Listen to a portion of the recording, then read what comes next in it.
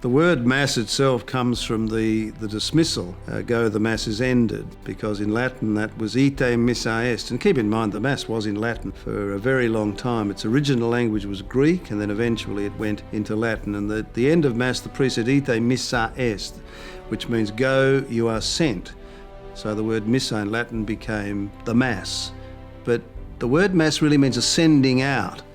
So the Mass is that moment where God calls his people together to speak with them and to feed them in a way that will equip them to go out on mission. That's basically what it is.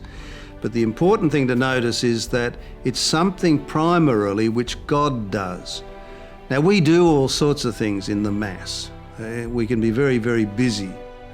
We speak, we sing, we kneel, we stand, and so on. So we do many things. But really, the Mass is what God does before anything that we do. In what we call the Liturgy of the Word, the first part of the Mass, God speaks to us and we respond. So there's a dialogue between God and God's people. And then in the Liturgy of the Eucharist, the second part of the Mass, we bring to God the gifts that he has given us. So again, the initiative belongs to God. He's given us the gifts. We bring those gifts to him.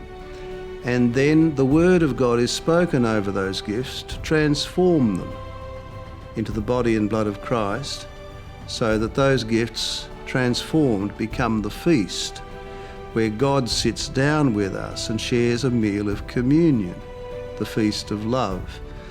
So what has begun as a dialogue or a conversation between God and God's people becomes a feast where we sit with each other, but we also sit with God to share the feast that God has provided. And then, having shared the feast, God blesses us and sends us out. Ite missa est. Go, the Mass is ended, because now I have spoken to your heart. I have shared the feast with you. You have everything that you need to undertake the mission which I entrust to you.